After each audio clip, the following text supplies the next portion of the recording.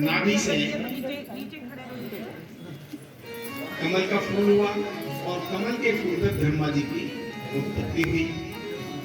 और ब्रह्मा जी ये देखने लगे कि भाई ये उत्पत्ति मेरी कहां से हुई है।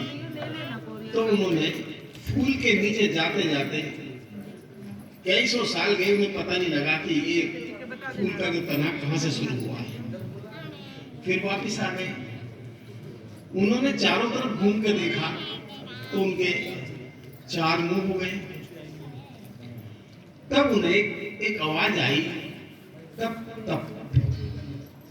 तो हाँ, विष्णु भगवान जी ने उन्होंने देखा ये आवाज कहां से आई है। तब उन्होंने कहा कि तप करो, तपस्या करो, तपस्या। तब उनसे विष्णु भगवान जी ने कहा कि आप सृष्टि की रचना करो। सृष्टि की रचना करने में उन्होंने शुरू में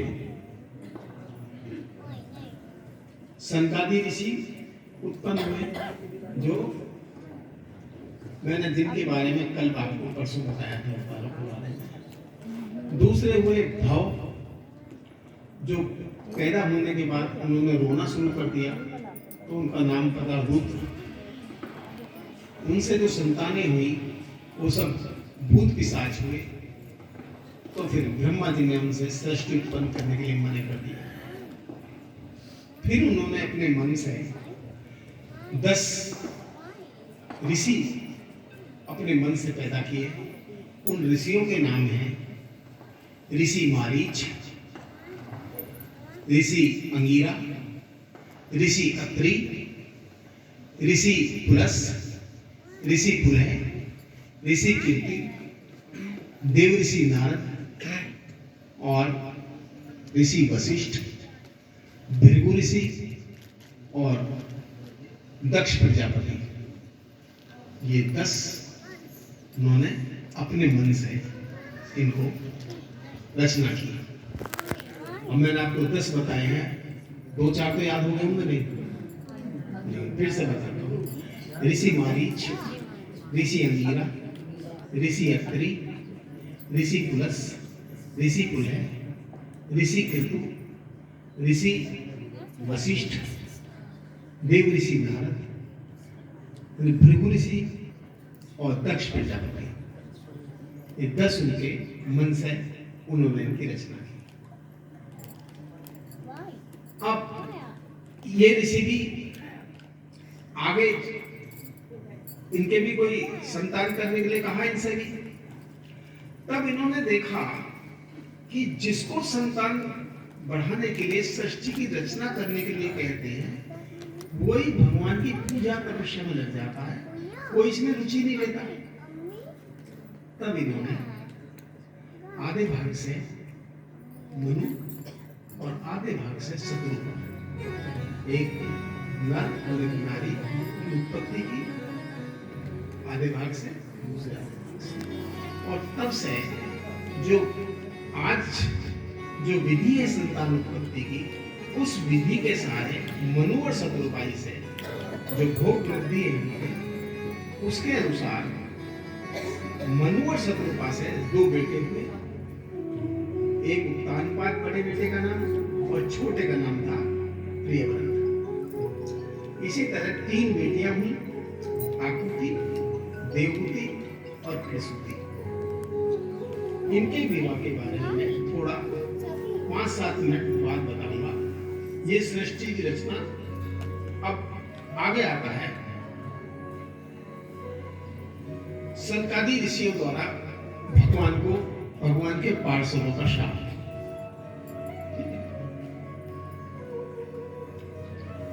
एक बार माता लक्ष्मी किशन भगवान, विष्णु भगवान जी के पैर दबा रही थी।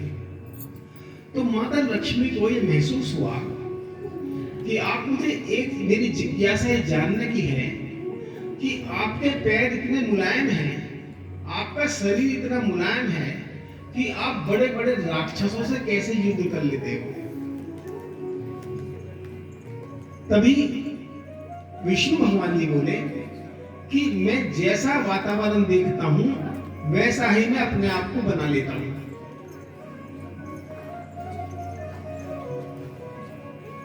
तो माता लक्ष्मी बोली, मैं इसमें विश्वास नहीं रखती। जब मैं सुबह शाम रात दिन आपके पास रहती हूँ और आप इतने, आपके पैर इतने मुलायम हैं, आपके शरीर इतना मुलायम है, तो इतना कठोर राक्षसों का बल आप कैसे बर्दाश्त कर लेते हो? तो विष्णु भगवान जी बोले, देखो देवी, समय के अनुसार मैं अपने आप को बदलता रहता हूं, देखो मुझे विश्वास नहीं होता। तभी विष्णु भगवान जी ने अपने 2 पार्षद थे उनके पास में, उनका नाम था जय और विजय, उनको आवाज लगाई कि आकर मेरे सिर में अपनी पूरी ताकत के साथ गदा का प्रहार करो, फिर माता देवी देखेगी कि मेरा सिर उन गदाओं से प्रभावित होता है नहीं होता। उन्होंने बुलाई जय विजय को। तभी वहां पर जय विजय ने प्रहार करने के लिए मना कर दिया कि आप हमारे भगवान हैं, हम आपके पार्षद हैं, हम आप पर हथियार नहीं चलाएंगे। तभी विष्णु भगवान जी ने सनकादि ऋषियों को मनन किया, उनको याद किया। तभी सनकादि ऋषि आते हैं और उन सनकादि ऋषि जो रोजाना मिलते थे विष्णु भगवान जी से, उनको जय विजय, क्योंकि उनके पहरेदार थे, उन पहरेदारों ने अंदर जाने से रोक दिया। तभी सनकादि ऋषि बोले, भाई हम तो सुबह शाम रात दिन महीने चलते जाते आते रहते हैं, पहले तो आए तक तुमने हमें रोका नहीं, तुम हमें क्यों रोक रहे हो? बोले नहीं, इतने हम अंदर से पूछ कर नहीं आएंगे, इतने हम आपको अंदर नहीं जाने देंगे। अब इस हलचल में शोर तो मच ही रहा था। आज भी यदि कोई आपके दरवाजे पे कहे मैं अंदर जाऊंगा और आप मने करें, तो स्वाभाविक है शब्दों का आदान प्रदान होगा। तभी वहां पर सनकादि ऋषि ने उनको साथ दे दिया कि जाओ, तुम राक्षस के रूप में जाओ, तीनों लोकों में, जब उन्हें शाप के रूप में राक्षस होने का शाप दे दिया, सतयुग, त्रेतायुग और द्वापर युग। अब वो जैसी शाप मिला, उनका जो घमंड था, अभिमान था, वो खत्म हो गया।